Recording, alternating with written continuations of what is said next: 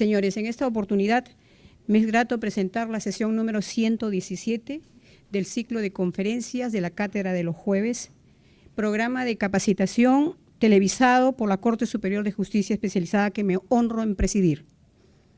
La conferencia del día de hoy se encuentra a cargo de uno de los más importantes juristas de nuestro país, doctor César Eugenio San Martín Castro, quien además de ser un referente de ineludible consulta para todos los operadores de justicia, cumple también una labor importantísima como juez titular de la Corte Suprema de Justicia de la República, muy conocido por su trayectoria y obra para todos nosotros.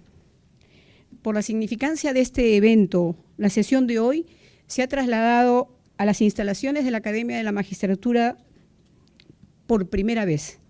Hospitalidad que agradecemos profundamente y que se conecta con una serie de colaboraciones mutuas logradas desde la suscripción del convenio específico número 003 de cooperación interinstitucional entre el Poder Judicial y la Academia de la Magistratura, el cual me permito acreditar, el cual en cada una de las sesiones de esta cátedra de los jueves, primero en la Sala Penal Nacional y a la fecha hoy Corte Superior de Justicia Especializada en Delitos de Crimen Organizado y Corrupción de Funcionarios.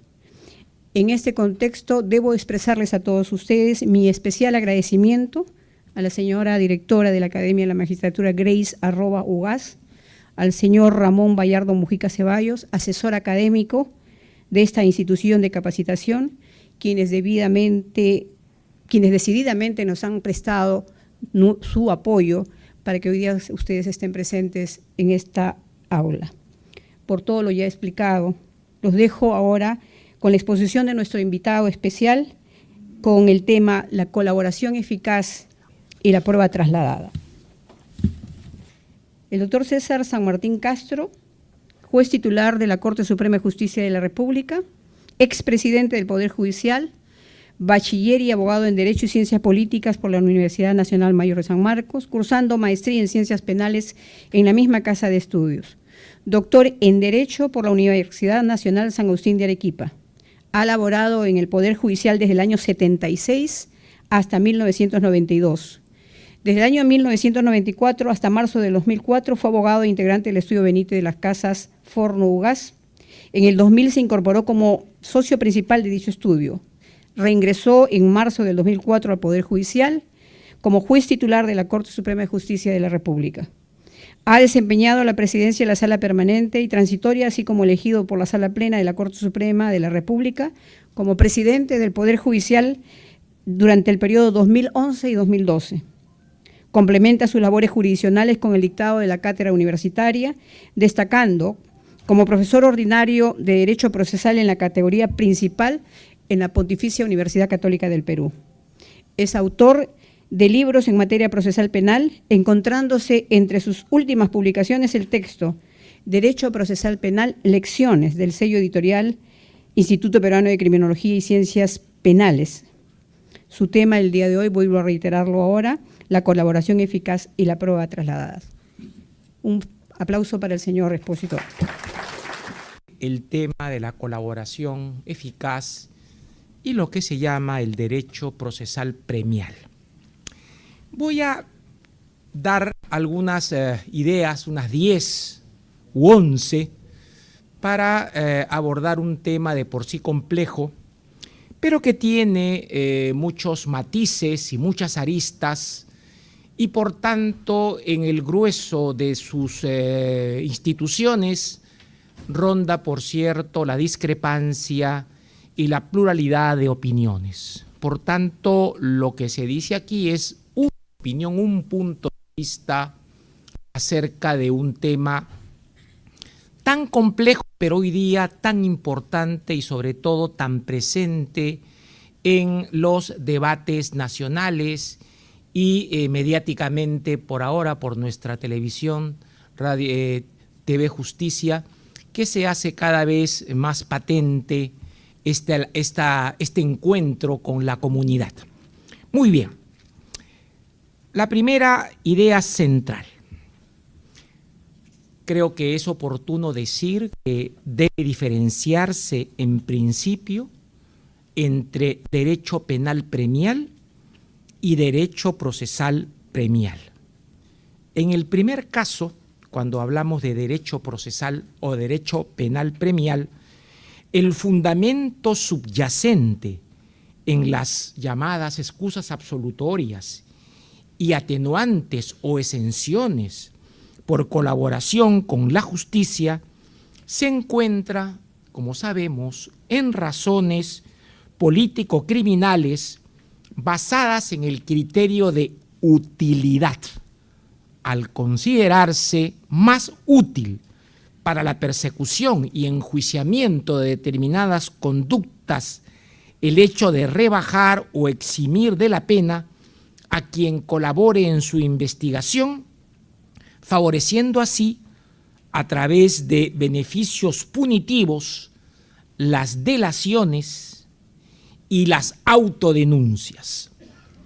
Los beneficios premiales apuntan en esta perspectiva a la obtención de informaciones valiosas, útiles y eficaces para la persecución y enjuiciamiento de los delitos más complejos.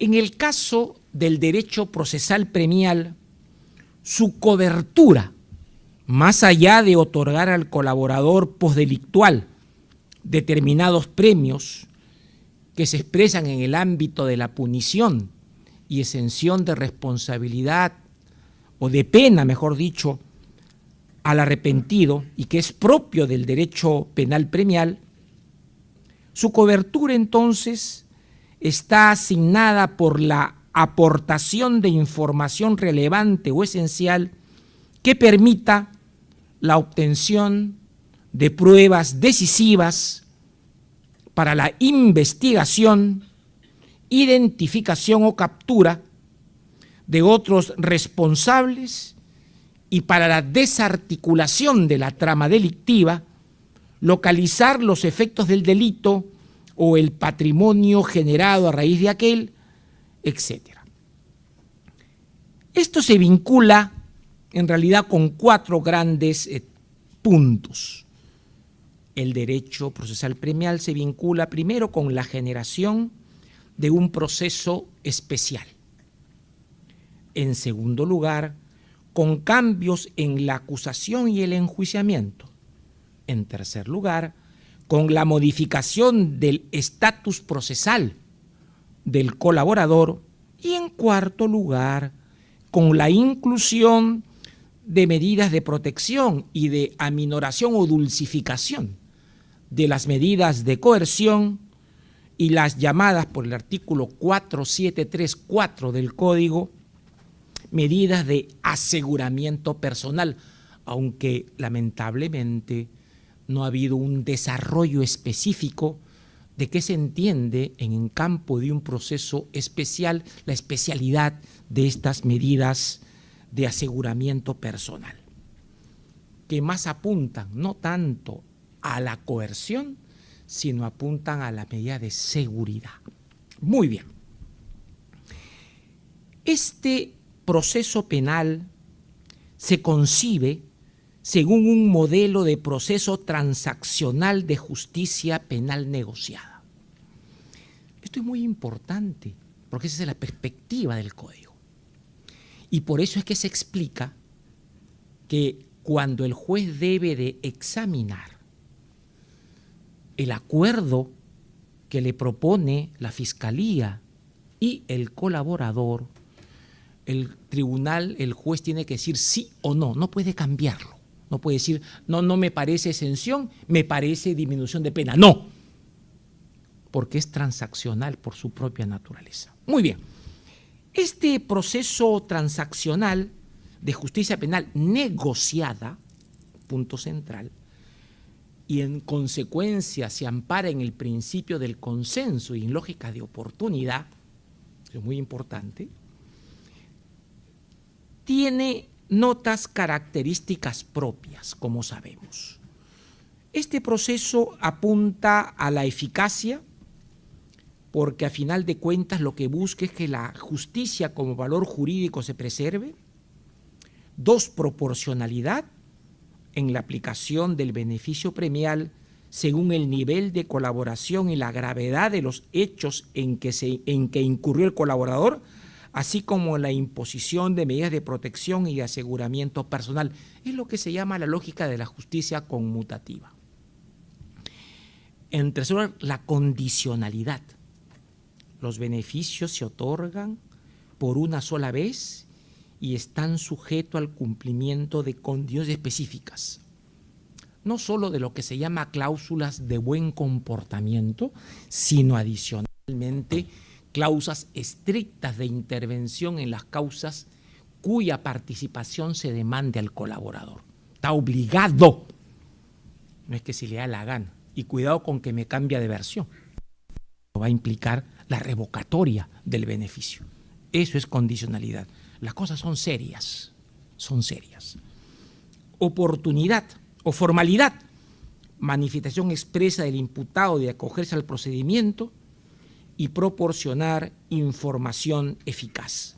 Oportunidad, el proceso se inicia en la medida en que el colaborador esté procesado, condenado o sea un mero sospechoso, se incoa a instancia del arrepentido, aunque también lo puede, ojo, promover que no incoar. El fiscal podrá hacerlo si es que el colaborador, cuando él quiere hacer esto, se lo acepta. Si no lo acepta, ¿de dónde va a ser? ¿Por qué? Porque esta es transacción, pues. Dato importante. Además, el imputado o el colaborador debe presentarse voluntariamente, debe estar disociado, admita o no niegue los cargos y sobre todo delate, delación, que es diferente de confesión.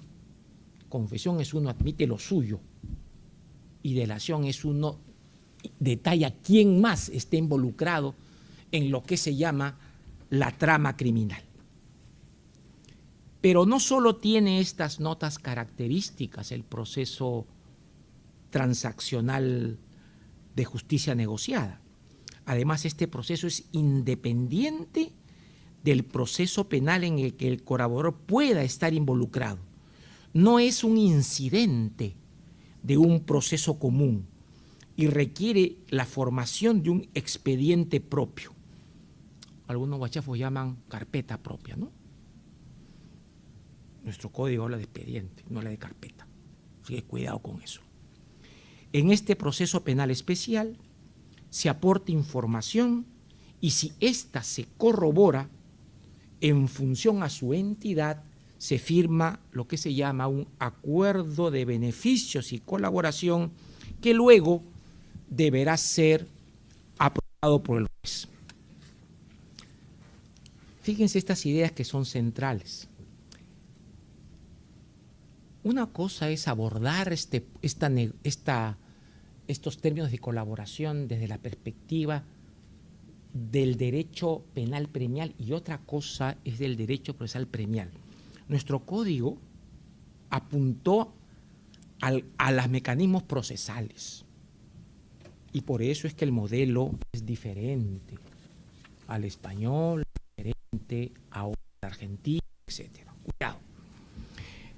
Segunda idea, la eficacia de la colaboración con la justicia, como se sabe, requiere del cumplimiento de tres elementos básicos. Primero, condición de imputado o próximo a ello, o sea, es lo que se llama sospechoso. Segundo, el delito cometido por el investigado debe serlo por uno en que hayan participado varios sujetos, o sea, lógicas de codelincuencia, concertación delictiva y especialmente criminalidad organizada. Pues si es uno solo, esto no es colaboración eficaz. Pues la información que se pretende del colaborador no se refiere exclusivamente a su actuación, ¿no? Autodenuncio o confesión, sino a la actuación de otros delincuentes integrantes de la banda u organización delictiva, su estructura, cabecillas, modus operandi, etc. Esto es lo que se llama heteroincriminación o delación. repito, heteroincriminación o delación. En tercer lugar, no basta, como es patente, con cualquier información. Esta debe ser eficaz, útil o valiosa. Esta última se orienta bajo el modelo italiano, en que se pueda impedir la producción del delito, obtener pruebas decisivas para la identificación o captura de otros responsables, o impedir la actuación o el desarrollo de las organizaciones o acusaciones a las que haya pertenecido, siempre en la lógica del completo esclarecimiento de los hechos delictivos. Se exige, pues, que el aporte de información sea, ojo, novedosa, desconocida para las autoridades hasta ese momento. Sin aporte de información útil y más aún de gran relevancia positiva a efecto de la investigación, no es factible hablar de colaboración con la justicia. El dato que se proporcione ha de ser relevante, decisivo para la averiguación de los hechos, la desarticulación de la trama criminal o la captura de los demás integrantes de la organización. La información siempre ha de ser veraz, fidedigna y plena, que acredite la voluntad del sujeto de cooperar, informando a las autoridades acerca de todo lo que sabe. Aquí también el momento en que uno se decide a colaborar es particularmente importante. Vamos, no hace falta que la información resulte indispensable para el éxito de la causa, pues si ésta no se produce por cuestiones ajenas a la voluntad del colaborador, no debiera verse perjudicado en su legítima aspiración de obtener un trato penal favorable. Lo importante es que el premio a la delación no debería supeditarse al éxito efectivo de las operaciones efectuadas en virtud de la información aportada, sino a la actitud e idoneidad de dicha cooperación para, de manera objetiva, contribuir a la eficacia de la investigación. Fíjense ustedes, esta perspectiva común es propia de las regiones de América Latina, Ecuador, Argentina, Venezuela, Colombia, etcétera.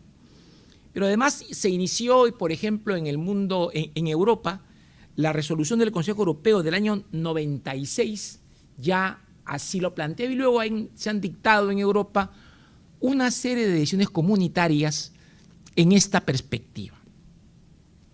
Por lo demás, la colaboración ha de ser real y sincera, sin ocultar elementos relevantes ni añadir falsamente otros diferentes, de manera que se ofrezca una versión real que demuestre la intención del colaborador de no torcer el debido esclarecimiento de los hechos.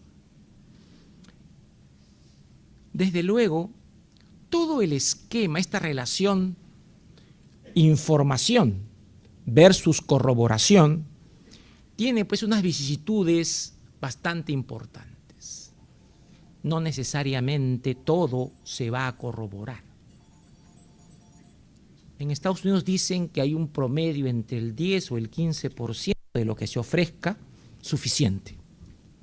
Pero claro, eso se determinará luego qué tipo de premio se va a dar. Pero lo que importa en línea subjetiva es esta voluntad de cooperación, que es mucho más importante, como luego diré, cuando se trata de personas jurídicas. Es mucho más importante. Tercera idea.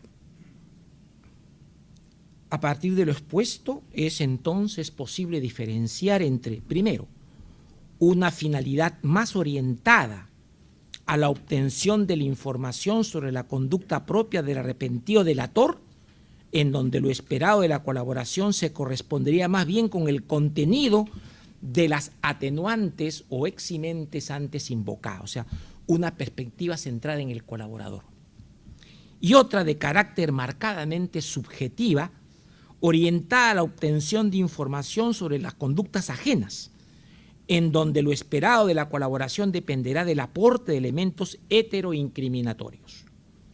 Desde luego, si uno lee el artículo 472.1 del Código, tendrá claro que esta segunda perspectiva subjetiva es la que ha receptado el legislador nacional. O sea, obtención de información, no tanto para definir al imputado, al colaborador y su beneficio o su sanción, sino fundamentalmente de lo que puede aportar y en qué medida se pueden obtener finalidades de destrucción de la trama criminal, identificación, ubicación de bienes, etcétera, etcétera. Esa es la idea. Allí apunta básicamente nuestro sistema de colaboración eficaz.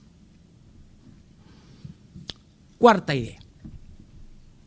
La doctrina procesalista o penalista coincide en admitir dos afirmaciones. Primera, que no es necesario que se produzcan o persigan todas estas finalidades pretendidas con la actitud colaboradora para que la misma sea tenida en cuenta de cara a la individualización de la sanción y la delimitación del beneficio premial. Claro, la ley establece muchas finalidades, ¿no? Objetivos, ¿no? O desde identificar, capturar, impedir hechos delictivos futuros de esta organización, ubicar bienes, perspectivas logísticas, cualquiera de ellas, no son todas juntas, ¿no es cierto? Primera idea clara. En segundo lugar, que es exigible una colaboración que se llama activa con las autoridades. No bastan comportamientos meramente omisivos. Se requiere de conductas positivas que consistan en el aporte de datos relevantes o la realización de acciones que ayuden o faciliten la labor de la autoridad a la hora de aclarar las responsabilidades penales. Yo digo, sí, pasa esto y me quedo sentado. No. Uno tiene que analizar cuál es, se requiere voluntad, se requiere una actuación positiva, activa, de un acompañamiento al fiscal para que pueda ir obteniendo, consolidando aquellos datos que el propio colaborador les ha formulado. Si bien este es un consenso, estas dos ideas son consenso, en cambio no existe tanto consenso a la hora de delimitar el elemento teleológico y determinar si este es de índole preventivo especial o de índole finalista. Si se sostiene la primera postura, índole preventivo especial, se dará más importancia a la actitud del sujeto, arrepentimiento y colaboración plena y sincera, esto es, colaboración activa con independencia del resultado obtenido a partir de la colaboración suministrada. Si se sostiene la postura, la segunda postura, la finalista, y lo pretendido es la obtención de informaciones valiosas para la persecución y enjuiciamiento de delitos o la captura de sus responsables, esto es colaboración eficaz, el elemento decisivo será el criterio de la eficacia, vale decir, en función de los resultados de la información recibida y de su papel relevante en la formación de la convicción judicial. Sin duda, en este supuesto, la tesis predominante y la que asume el Código Procesal Penal es la segunda, ¿no es cierto? Finalista. La finalidad es esperar una cierta eficacia o relevancia de la colaboración prestada, cumpliéndose con uno de los objetivos que la colaboración consagra. Quinta idea, el alcance material de la colaboración comprende no solo el delito o delitos objeto de procesos penales en los que el colaborador está involucrado, sino todos los hechos que conoce. La intención es premiar al colaborador eficaz que coopere para la total desarticulación de la trama criminal, existan o no otras causas penales abiertas contra dicha organización, y pretende la ley que puedan abrirse otras causas a resulta de la información facilitada por el arrepentido. La colaboración se ha de referir entonces no solo a los delitos por los que el sujeto admitió, sino todos aquellos, como dice la casación italiana, teleológicamente conectados o relacionados. Como quien dice, uno asume en su perspectiva una vinculación con el Ministerio Público de colaboración abierta y una predisposición a no ocultar nada de lo que sabe. Y por eso es que esto no se circunscribe solamente a los delitos, porque está involucrado, sino puede decir otras cosas más de otros delitos. Esto no quita, por cierto, que en lógicas de estrategia procesal, el imputado o el colaborador puede decir: estos dos delitos que se me imputan no los he cometido, no los acepto, y que se me haga el proceso y yo ahí resolveré y yo creo que me van a absolver. Está en su derecho. Y eso no puede significar, cuando uno ejerce su derecho a la oposición, a la contradicción, una situación para disminuir o para estimar que no está siendo absolutamente colaborador con la justicia. Porque, como saben ustedes, uno colabora para obtener premios respecto de lo que él estima delitos que ha cometido. Si él no acepta delitos concretos, pues ni modo. Y si hay proceso abierto, pues se someterá a los rigores de un proceso contradictorio. Punto. Sexta idea. La colaboración eficaz también puede provenir de la persona jurídica. Así lo ha contemplado nuestra reciente legislación. Su finalidad es promover la cooperación de las empresas con las autoridades en la lucha contra la criminalidad empresarial.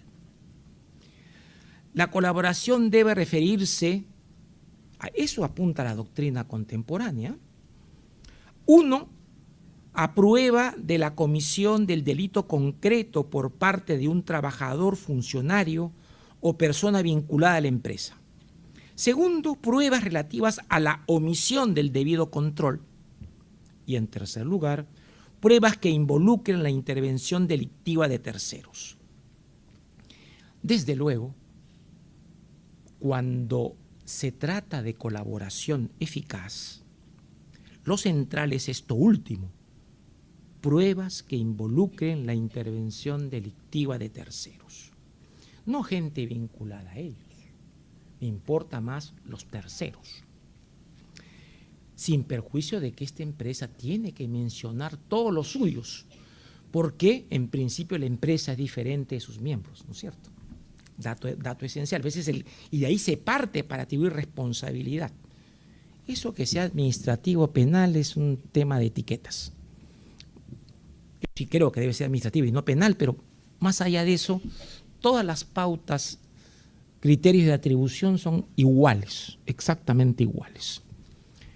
Ya sea uno califique como administrativa, que es el tema italiano y alemán, o que lo califique como penal, que es el tema francés, es el tema español, el tema argentino, entre otros. ¿No es cierto? Muy bien.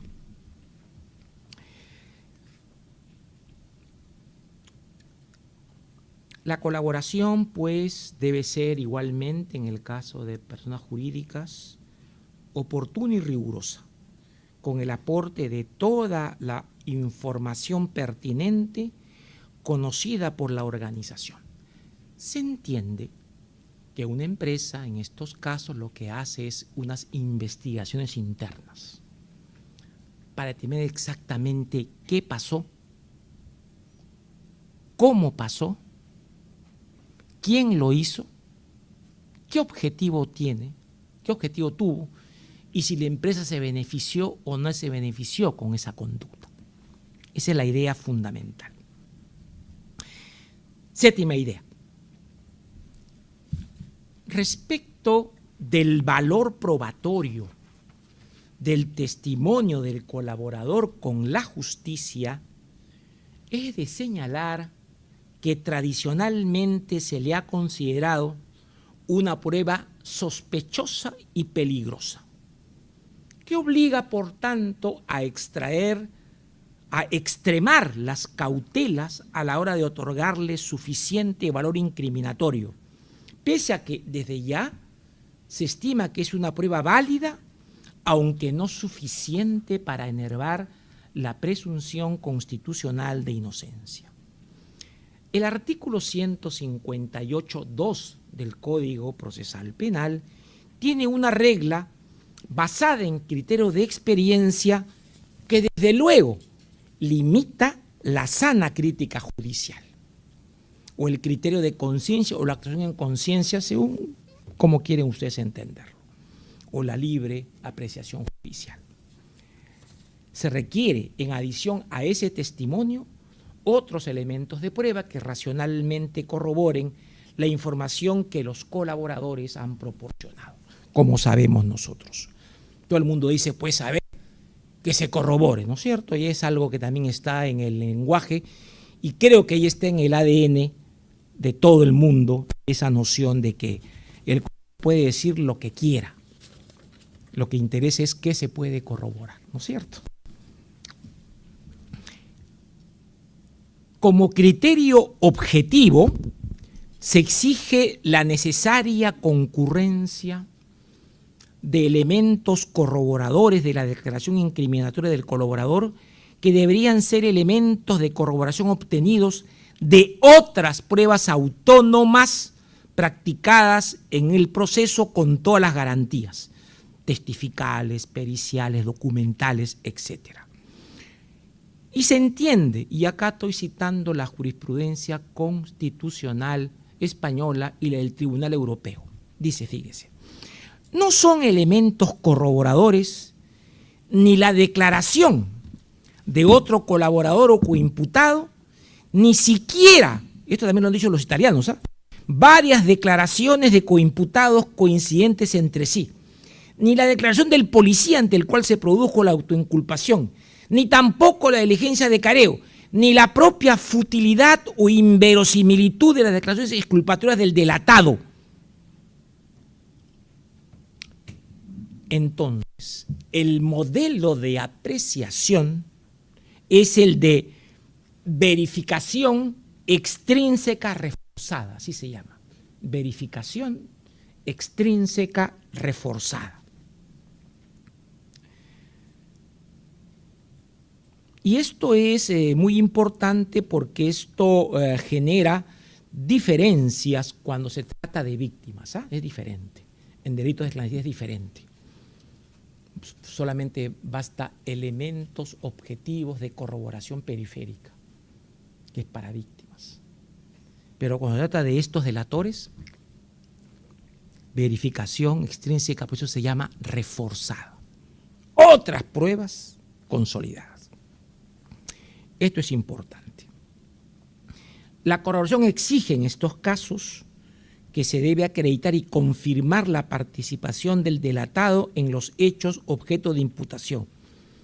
Es necesario que esta corroboración se predique de la específica participación del tercero incriminado, esto es, de su implicación en los hechos, de tal manera que permite establecer algún tipo de conexión objetiva entre este tercero incriminado y los hechos objeto de imputación, lo que es obvio. Los denominados móviles espurios o móviles bastardos incluyen, y esto es doctrina constante, no solo el odio, la venganza, la enemistad o la autoexculpación. También incluye el deseo de obtener ventajas y beneficios penales, que por cierto, todos ellos pueden, no es que nieguen, sino que pueden restar credibilidad a los testimonios incriminadores. Aunque estos, se dice también, estos móviles per se no invalidan el testimonio. El hecho de perseguir beneficios penales no es un dato que elimine por sí mismo la veracidad de la declaración del colaborador, pues además de que puede no ser la única razón, no implica la imposibilidad de que subsista un deseo de colaborar.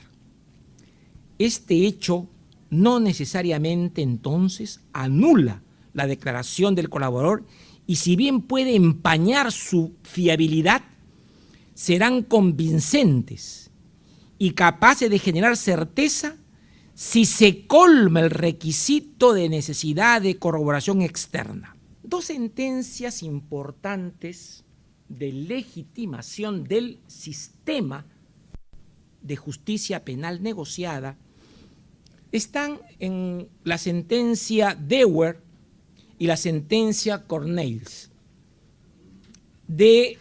uno del año 80 y otro del año 2004. La sentencia Cornels indicó que en la medida en que el delatado pueda contradecir los testimonios incriminadores y cuestionar su fiabilidad y credibilidad, no habrá afectación al derecho de defensa y una vulneración a un proceso equitativo. Eso ha dicho Cornels. Y Dewar admitió ya como línea de principio el procedimiento por colaboración eficaz en la medida en que se cumpla como requisito ineludible la ausencia de amenaza al colaborador. Punto. Los modelos transaccionales ya están aceptados. Hay que trabajar por un lado si en efecto este aporte ha sido voluntario, informado, sin presiones ni amenazas. Y en segundo lugar, como sabemos que per se el testimonio es peligroso por esta necesidad de lograr premios, se requiere entonces acudir al sistema, al modelo de verificación extrínseca reforzada. Punto. Repito, la verificación extrínseca que es simple es tratándose de víctimas en delitos de clandestinidad. ¿Ya? Uno ni siquiera pide pruebas. Hay medios de prueba autónomos, sino que se deduzca de lo que dice y hay datos de corroboración. Es un dato importante, elementos de corroboración periféricos, y acá se exige prueba de verificación, que es diferente. Solamente por su mayor fuerza, nada más, mayor exigencia en cuanto al estándar. Muy bien. Octava idea. La declaración del arrepentido en su propia sede del procedimiento de colaboración tiene parámetros de apreciación específicos. En efecto, respecto de otro proceso, directamente carecen de eficacia procesal cuando se trata de utilizarlas para dictar sentencia, como prueba única, por supuesto, ¿no?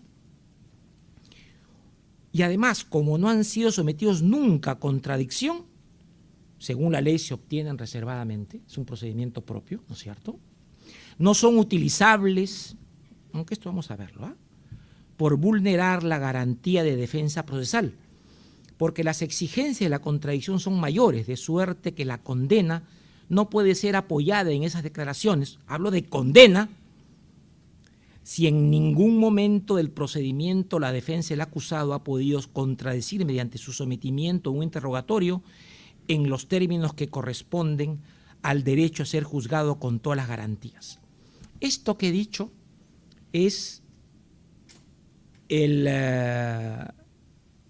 el argumento esencial de la famosa sentencia Saidi contra Francia del Tribunal Europeo del 20 de septiembre de 1993.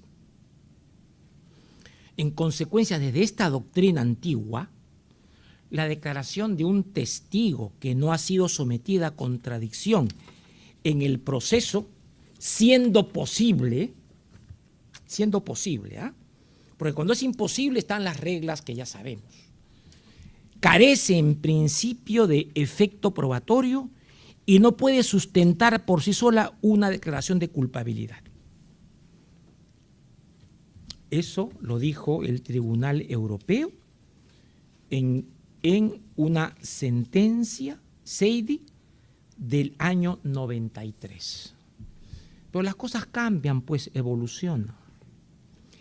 Y en el año 2015, menos de 4 años, el 15 de diciembre, el Pleno del Tribunal Europeo, o sea, todos los jueces, el Pleno, no salas, no secciones, todos, en la famosísima sentencia Al-Kawawaja y Tajeri contra el Reino Unido, 15 de diciembre de 2015, es extraordinaria esta sentencia, moduló la rígida exigencia de contradicción en el testimonio e introdujo 3 criterios de comprobación.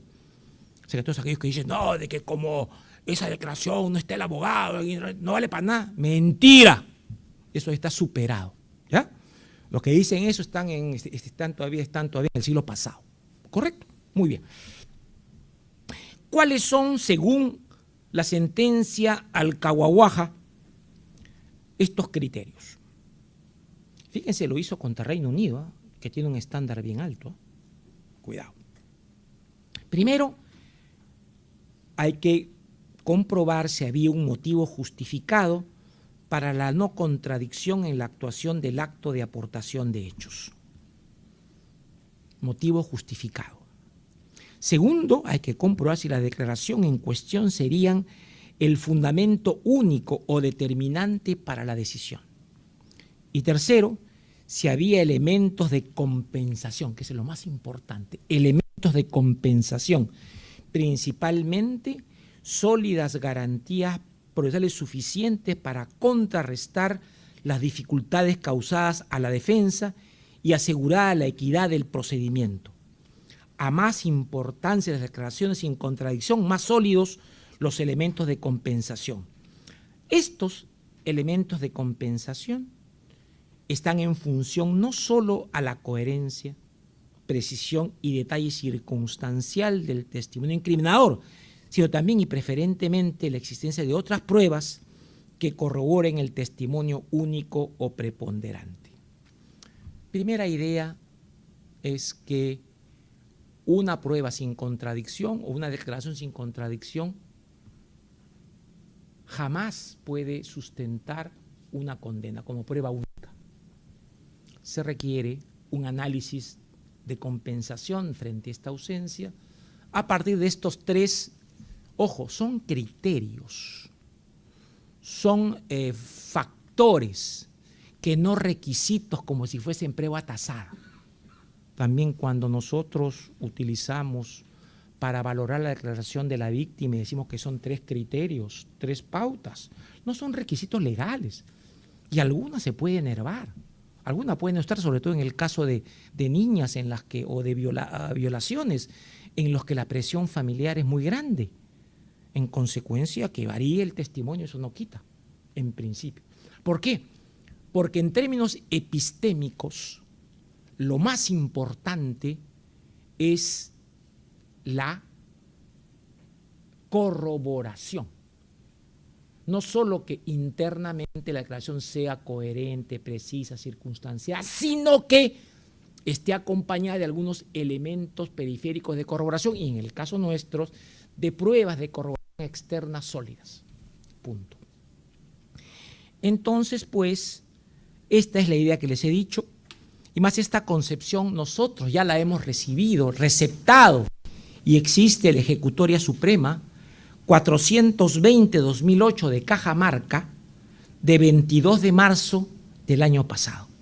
aquí incorporamos la doctrina Alcahuahuaja a los efectos de valorar los temas que antes les he dicho. O sea, determinados defectos de procedimiento en la conformación de una declaración pueden ser eventualmente superados en tanto se cumpla con el test de comprobación que ha planteado el Tribunal Europeo y que lo han seguido los alemanes, los ingleses ya y también los españoles, por si acaso. Esto no es doctrina exótica, es una afirmación ya. Distinto es el caso, por cierto, cuando se trata de utilizar los testimonios de arrepentidos en el proceso ya abierto contra el delatado, que es el caso que tanto se habla. Muy bien. Acá hay un dato importante en primer lugar. Una cosa es un acto de prueba y otra cosa es un acto de investigación. Ambos tienen lo que se denomina regímenes jurídicos distintos. Y cada acto hay que apreciarlo en función a su naturaleza. Si es un acto de aportación de hechos de investigación o es un acto de aportación de hechos de prueba. Punto. Por tanto, aquí se está en el testimonio del arrepentido que declara en el proceso por colaboración eficaz en marcos siguiendo pautas de escrituralidad y de reserva, ¿no es cierto? Por eso que hay actas. Por eso que hay actas, donde se transcribe íntegramente lo que dice, ¿no es cierto? Hay una regulación específica que exige la reserva de las declaraciones, precisamente para cautelar el procedimiento de corroboración en sede del proceso especial de colaboración eficaz. O sea, hay una explicación y una justificación objetiva y razonable del por qué el acto de declaración del arrepentido y de los demás en el curso del procedimiento en la fase de corroboración es pues reservada. Está allí la explicación. O sea que legalmente existe una justificación. Eso no puede negarse. Ahora bien, si se quiere, ¿y por qué? Para cautelar ese procedimiento.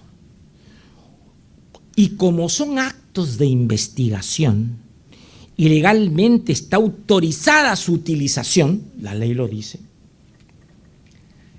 pueden incorporarse a los procedimientos de investigación respectivos y en curso, así como sustentar medidas de coerción o medidas en general medidas limitativas de derechos fundamentales.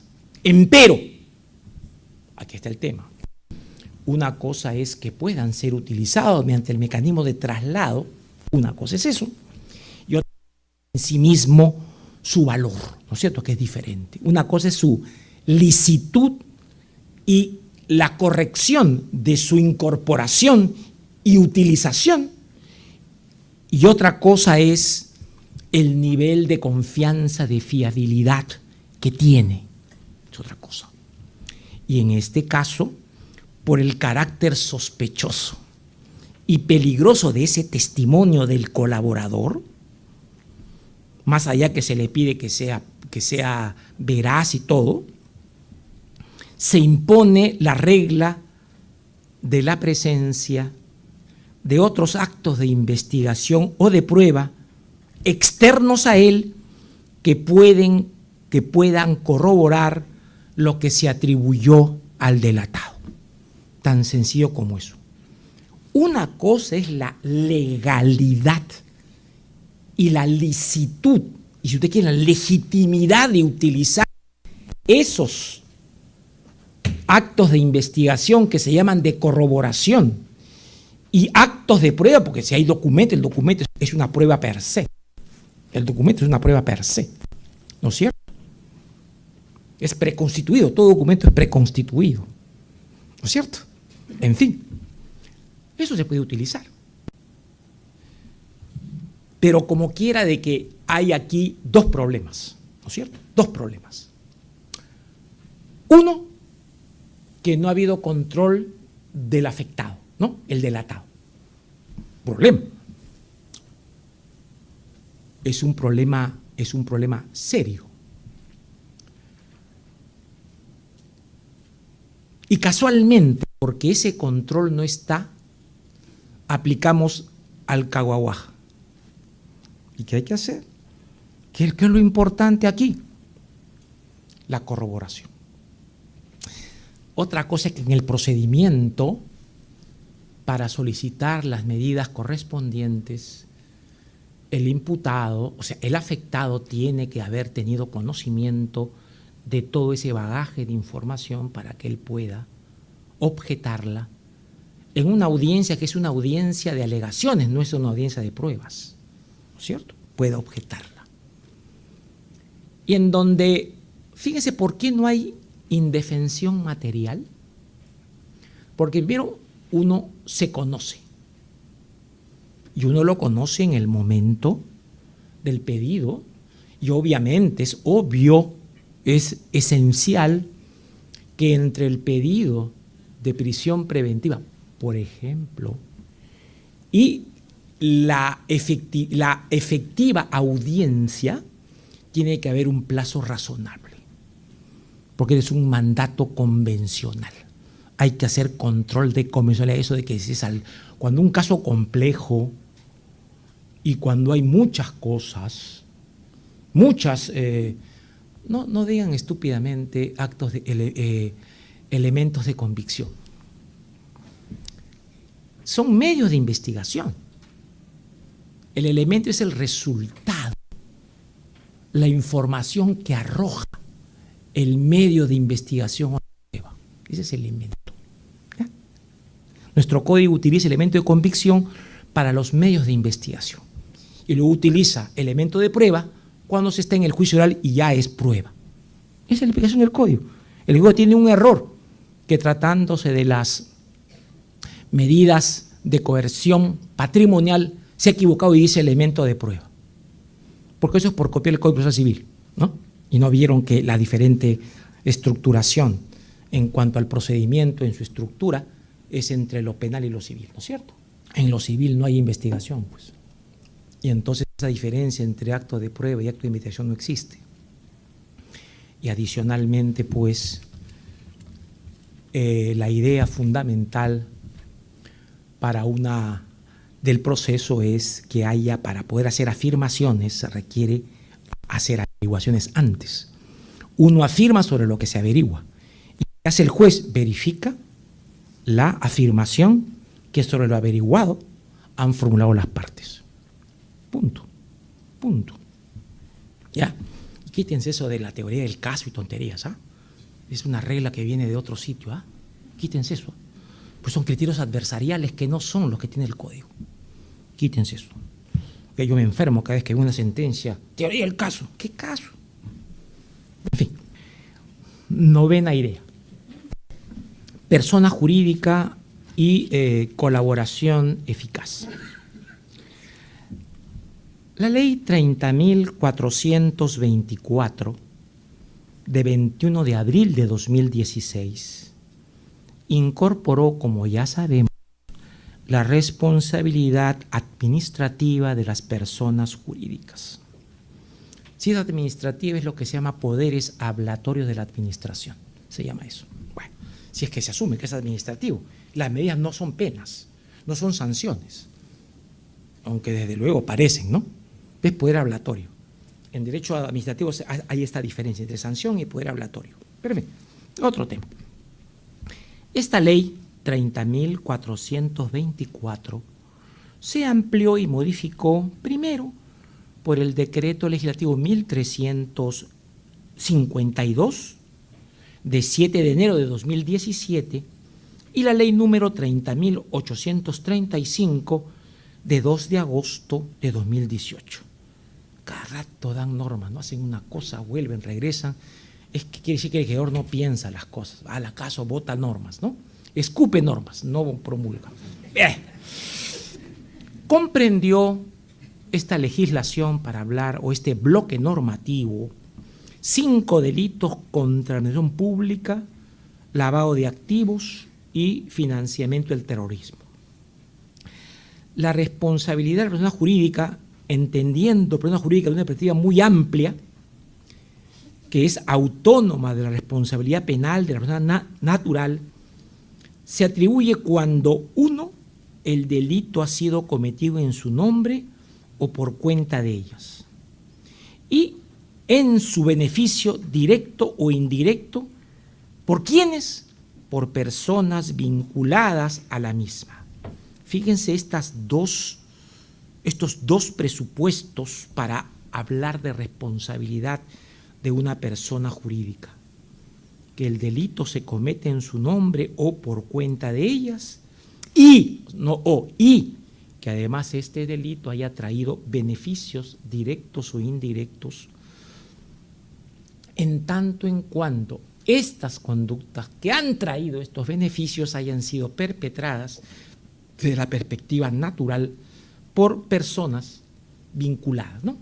Gerentes, trabajadores, administradores, en fin, toda esta serie de nombres tan complejos.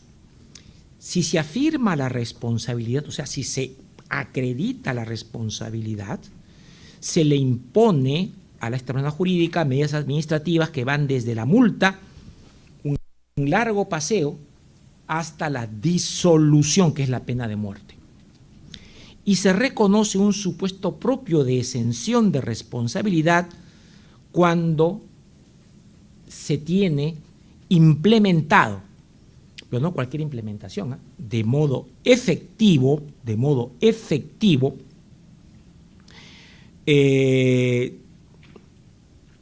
todo aquello que signifique el modelo de prevención adecuado, lo que se llama compliance, ¿no es cierto?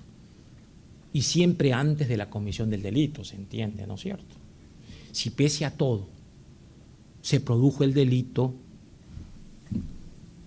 y se acredita que es un complaint, que es un programa de cumplimiento efectivo, razonable, seguido, pautado, ya pues ni modo, pasó lo que pasó, pero se exime de responsabilidad a la persona jurídica. Procesalmente se adoptó el mismo régimen jurídico que para las consecuencias accesorias, en los artículos 90 al 93, que el Código en el artículo 313.1 y 313A habían estipulado como medidas de coerción, como saben ustedes, que es muy amplia, una red de medidas muy amplia.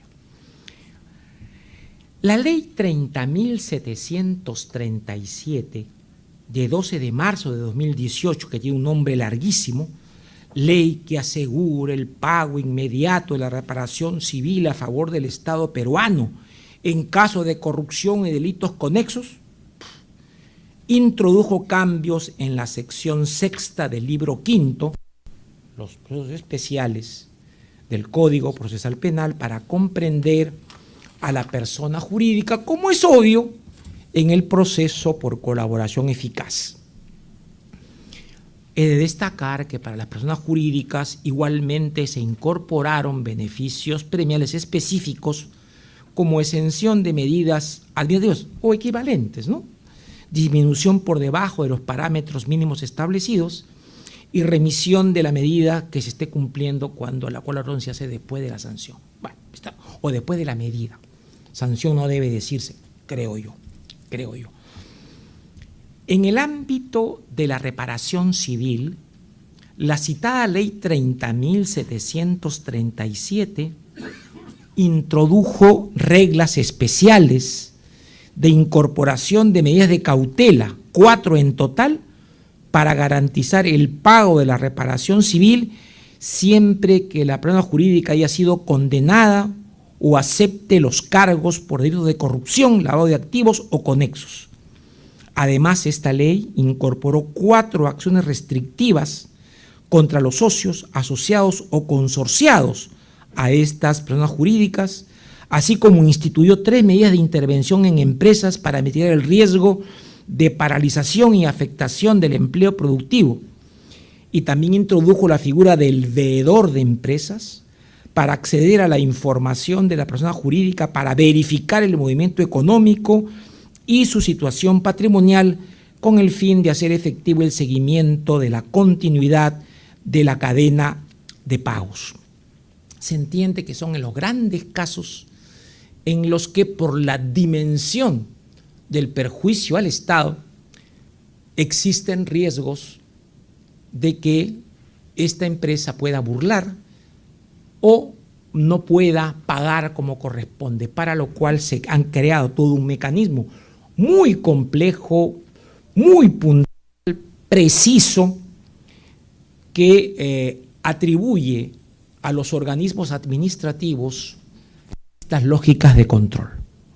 No es judicial. Nosotros estamos viendo en el Estado constitucional contemporáneo, como punto aparte, que ya los temas de protección de derechos fundamentales no es privativo de la justicia.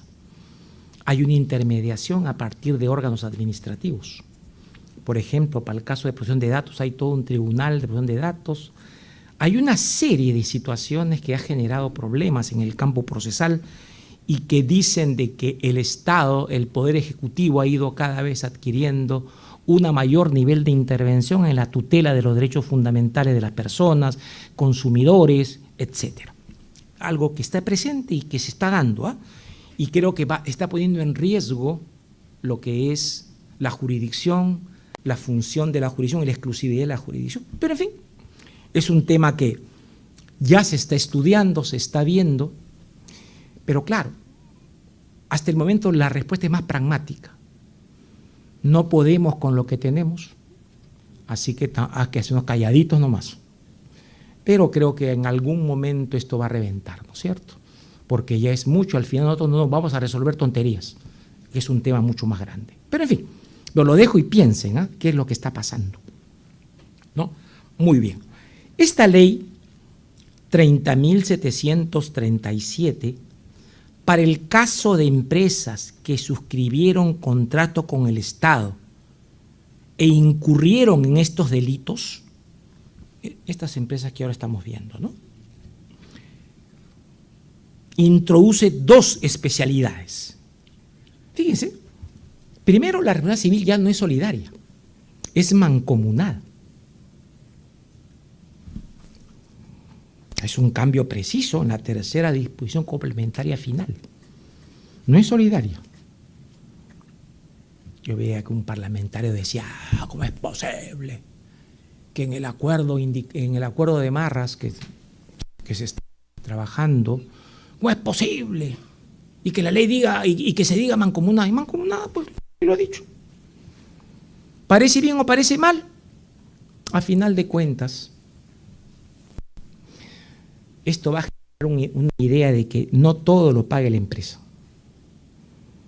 Es una figura de protección a la empresa, de decir de que si bien el monto es único, tiene que ser por quien corresponde. Ya no es la idea de solidaridad, ¿no es cierto? Preocupante. Eso está en la ley. Y segundo, que es otro tema importante, el cálculo del monto de la reparación civil a instancia de la propiedad pública del Estado está sujeto a los criterios de común aceptación internacional, de prácticas internacionales que regule el reglamento, cuarta disposición final complementaria. ¿Cómo es posible esta ley que derogarla? ¿Cómo se ha fijado un monto tan poquito para esta empresa?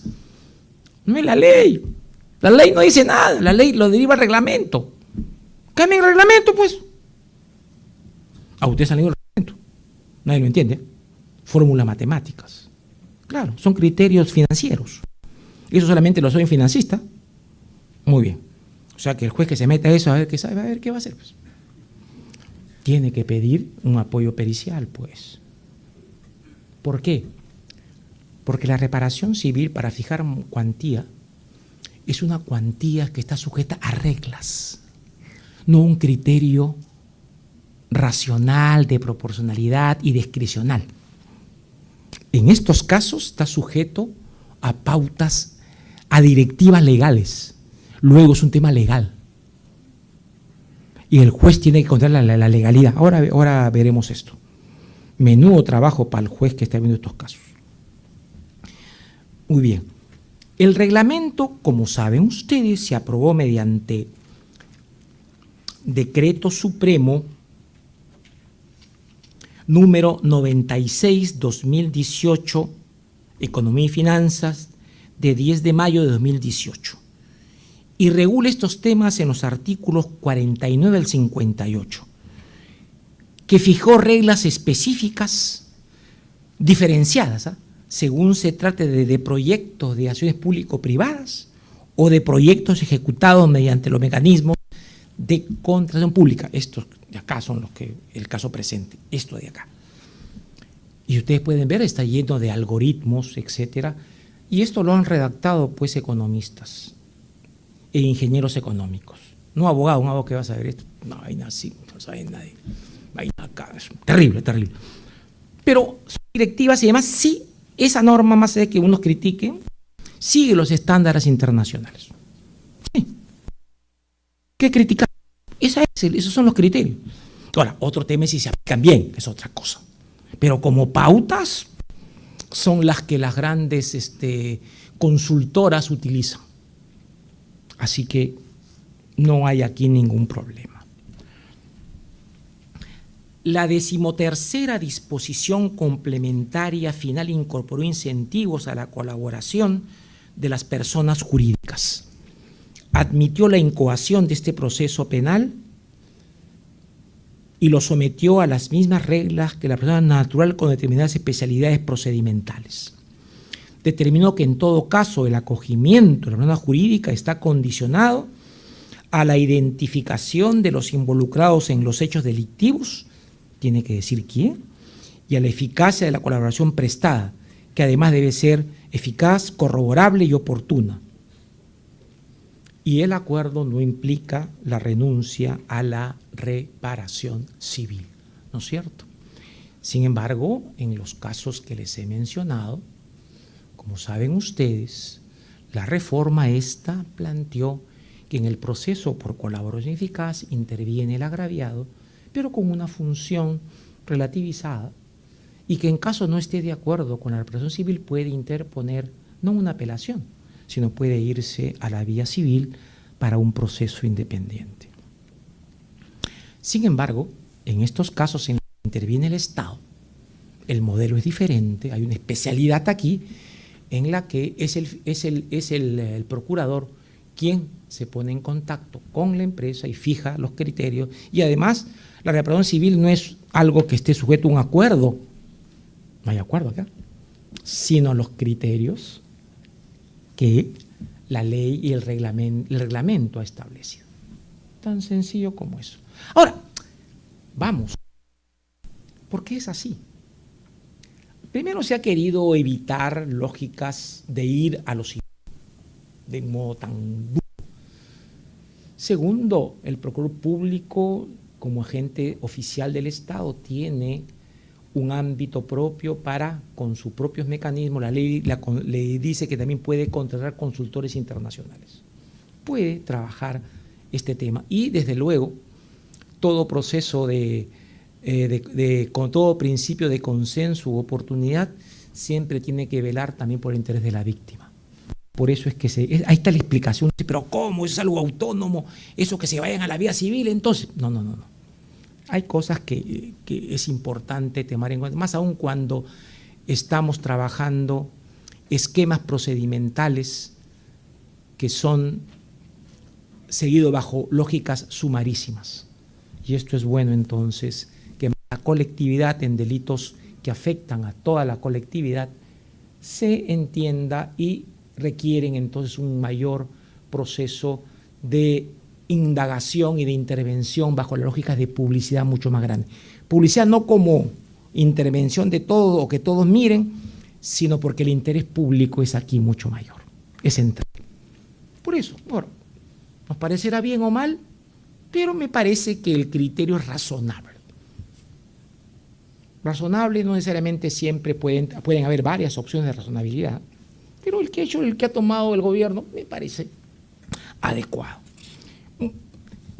décima y última idea. El proceso por colaboración eficaz, algunas ideas puntuales, ¿no?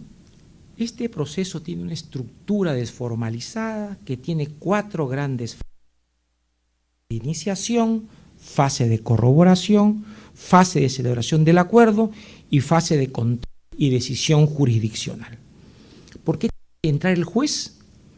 Porque se están aplicando sanciones. Y el juez es el único que puede hacerlo. Punto. Pues que ser juez, si no, no se puede. Además, porque eso es jurisdicción, pues. Y penas siempre la impone. Punto. Por eso es que impone penas, de penas, el único que puede hacerlo es el juez. Por eso el juez tiene que intervenir. Y como es un ámbito vinculado a la jurisdicción y a la constitucionalidad y a los ámbitos de la jurisdicción, es un tema delicado. Tiene que haber control. Y el código reconoce, por cierto, que hay control. Muy bien. Ya hemos dicho que el agraviado, según el artículo 473A, está autorizado a intervenir en el final de la fase de corroboración y su intervención está circunscripta a la reparación civil y a ofrecer pruebas sobre la misma, así como a discrepar sobre el monto acordado, incoando el proceso civil respectivo. Pero cuando se trata de los procesos fijados en la ley 30.737, la determinación de la reparación civil corresponde a él y al colaborador y, como he dicho, bajo pautas regladas. Y como hay reglas jurídicas, el juez, la intervención del juez está sometida a que haya un control de esa legalidad. Tan sencillo como eso. Cada una de estas fases tiene desde luego sus propias características. El tema de la celebración del acuerdo, como ya he dicho antes, no hace falta que el resultado de las diligencias de corroboración sea idéntico en extensión y calidad a lo ofrecido por el colaborador. Se requiere la corroboración de datos que permitan alguno de los objetivos que la ley desea alcanzar y está en función con la entidad de los beneficios que pueda acordarse al colaborador. Y como ya he dicho, si uno ve los manuales de los norteamericanos y los acuerdos británicos, hay uno que debe ver que no se les exige todo, pues, 100%, no, 10%, 15%, 20%, dependerá. Y el tema está en función que ese 10% qué tan importante es, ¿no? Nada más. O sea, yo no voy a juzgar el criterio de aceptación del acuerdo y la entidad del beneficio en función a lo que tú ofreciste y lo que se probó. No, es entre lo que se probó, el hito, y veamos, sentamos a negociar. ¿Correcto? Esa es la idea. La fase de control y decisión jurisdiccional. Cuando se remiten las actuaciones al juez, que no solo es el acuerdo, ¿eh? Todo, ¿no? Para mirar, ¿no? Pero vamos a ver, este realiza de inmediato lo que se llama un control preliminar y, de ser el caso, en ese control puede formar observaciones de carácter formal acerca de si están todas las cláusulas obligatorias que el acuerdo prevé, o si el acuerdo adolece de oscuridades o defectos formales.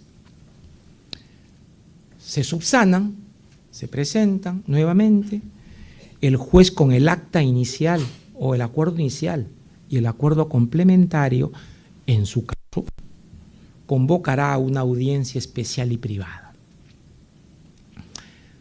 ¿Qué creo yo ahora? El control judicial comprende 5 ámbitos. Esto es importante, 5 ámbitos. Primero, voluntad y conocimiento de los alcances del proceso de colaboración por el colaborador. Si supo a qué se metía, qué hizo y todo no hubo presión, etc. Primer dato, Que todos estemos en una lógica de voluntariedad. Va acá. 2. Conocimiento de los hechos delictivos perpetrados y que el reo no esté imposibilitado legalmente de acceder al proceso de colaboración eficaz. Hay reglas en determinados casos en que son reglas de prohibición, de excepción. No se puede meter el acuerdo, aunque cada uno, esto ya ha sido progresivamente eliminado y hasta los que tienen nivel alto en la organización ahora pueden someterse a la misma, ¿no es cierto? Inclusive se les puede dar exenciones. Bueno, ese es un tema. Y también ahí se está exigiendo que tiene que ver si todos los delitos que el reo anunció están comprendidos en el acuerdo, porque a nadie se le puede sacar de un delito, ¿no? Salvo que él haya dicho, me excluyo estos delitos porque yo me defenderé, pues, que haya proceso. Cuidado con eso, el juez tiene que ver eso. 3, legalidad de los beneficios acordados. El juicio de legalidad es un juicio puntual. Si esos beneficios existen, nada más, si existen y se han dado. Y si hay algún otro punto que el acuerdo tiene que tener por mandato de la ley y no tiene. Esa es mera legalidad. Ver si se cumple con la ley. Nada más, no se mete más el juez.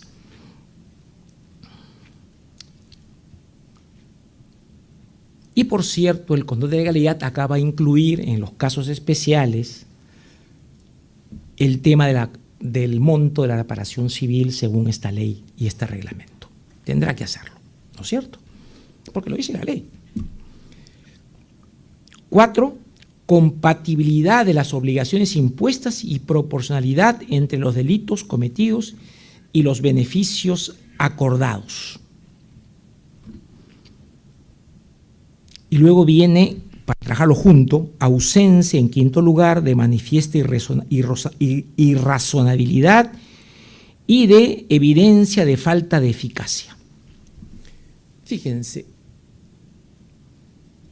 la valoración del juez acerca de si corresponde el acuerdo y si corresponden los beneficios en la medida en que se han acordado, es una valoración que es de mínimos, no es de máximos, como lo hace el juez para imponer la pena en un proceso contradictorio. Es sencillamente, fíjese lo que dice, razonabilidad y que no sea patentemente inútil, ineficaz el acuerdo. Es una perspectiva de control externo, se llama eso, externo, y que solamente ve pautas si hay algún acuerdo que groseramente resultaría irrazonable o desproporcionado, lo grosero. Eso se llama lo patente, es lo evidente. Si esto no hay, va. El juez no se mete a su nivel de control mínimos. No se metan a reemplazar a las partes. No, ustedes no son nadie, el juez no se mete en eso. Solamente criterios de razonabilidad. Es un control menor, desde luego. Menor. Más allá del que el TC hable tanto, no le hagan caso. ¿Por qué no tiene sentido? Pues, ¿no? Porque una cosa es la razonabilidad, que es importante, pero no es lo mismo que el control total que tiene el Poder Judicial. Es diferente. Porque ellos cuando hacen eso no saben entender entonces cuánto sería un control total del juez. No lo saben, ellos reemplazan. Bueno, en fin, ¿qué vamos a hacer? Si el acuerdo pasa el control, se emite una sentencia probatoria del acuerdo. Y si no lo hace, se dicta un auto denegatorio. Estoy citando la ley, no es diferente. No corresponde al juez suplantar al fiscal respecto al contenido del acuerdo o si sus cláusulas pueden o no ser mejores desde el interés público o la justicia material. El examen judicial es de mera razonabilidad y proporcionalidad, o sea, indagar si existe abierta arbitrariedad y si la utilidad buscada con el proceso por colaboración eficaz patentemente no ha sido conseguida. Es, pues, repito, un control de mínimos. Y finalmente, el acuerdo o se acepta o no se acepta. Como se trata de un proceso transaccional, no se puede modificar de oficio por el juez, a menos que en la audiencia especial y privada ambas partes lo modifiquen, le den otro sentido. Y uno se pronuncia sobre la modificación porque es el acuerdo. ¿Puntual? Ahora bien, sobre el tema, fíjense, con esto ya acabo, de la famosa prueba trasladada, etcétera, que ya he dicho lo que corresponda. La utilización de los medios de investigación y de prueba que han podido obtenerse en el proceso por colaboración eficaz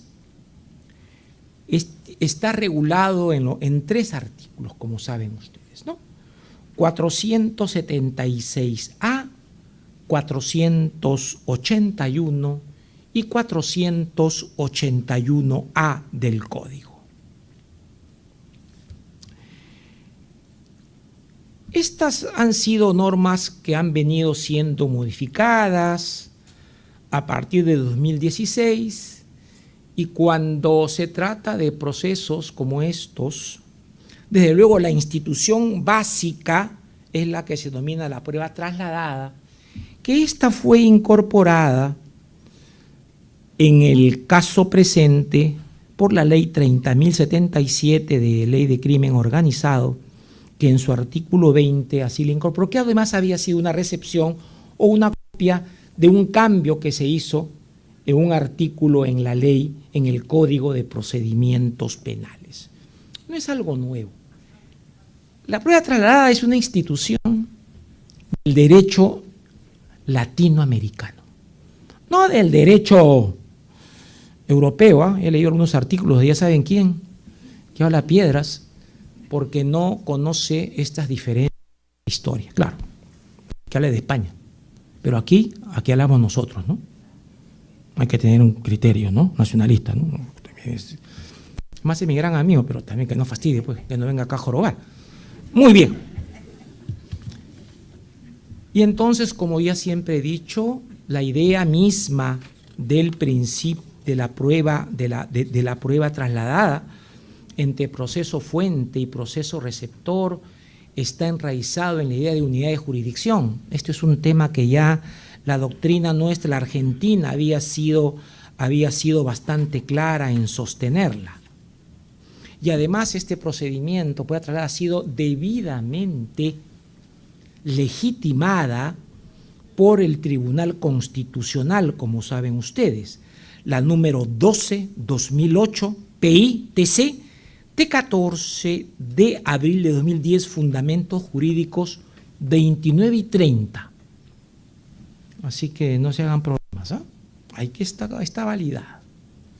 Y ahora bien, y luego esto requiere de hacer determinados reenfoques, porque una cosa es lo civil y otra cosa es lo penal.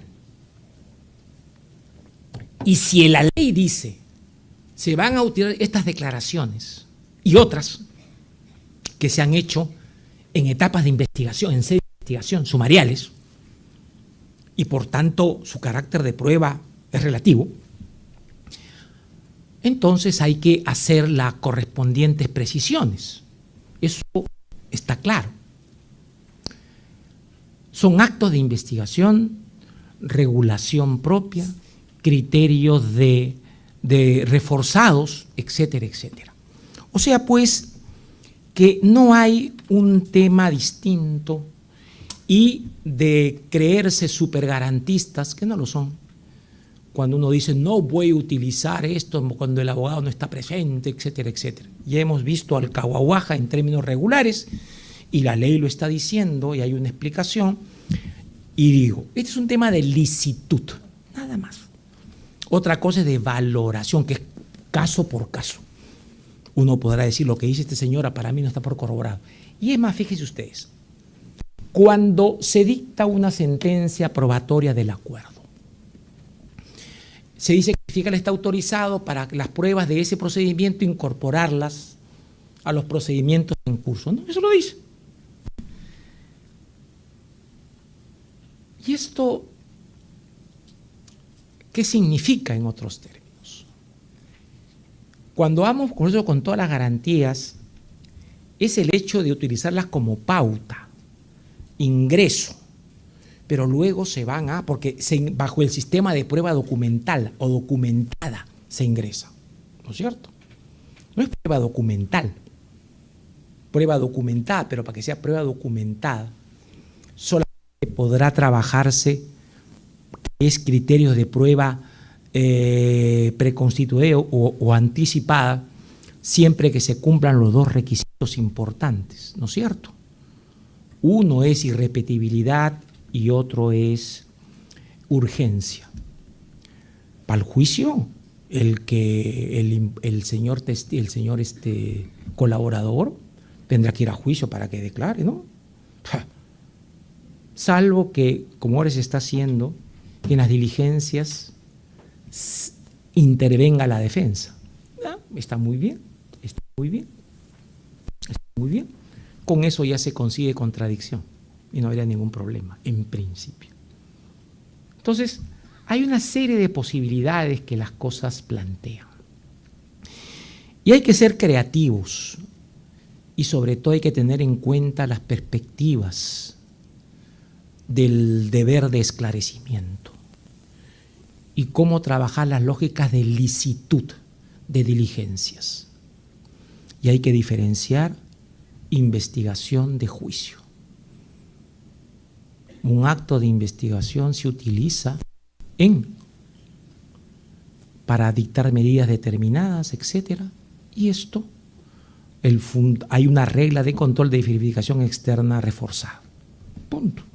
Con lo que, si hay algún problema con este dato esencial, es que se genera de igualdad de armas, al final de cuentas, es lo que indirectamente se alude.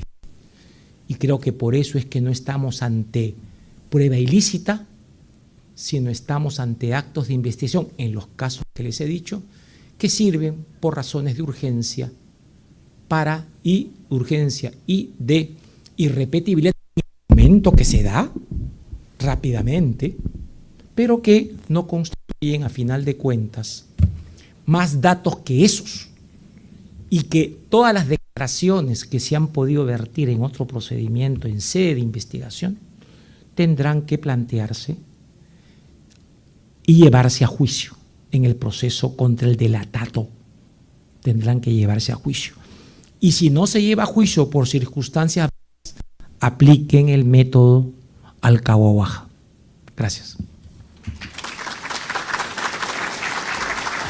Estuvo con nosotros el juez supremo doctor César San Martín Castro, disertando sobre la colaboración eficaz y la prueba trasladada. Los invitamos el próximo jueves en las instalaciones de la Corte Superior de Justicia, especializada en delitos de crimen organizado y corrupción de funcionarios, en la que contaremos en esta oportunidad con la participación del especialista en procesal penal, magíster Vladimir Padilla Alegre, disertando sobre el tema litigación oral, alcances y límites desde la perspectiva judicial, y solo por Justicia TV, su canal judicial.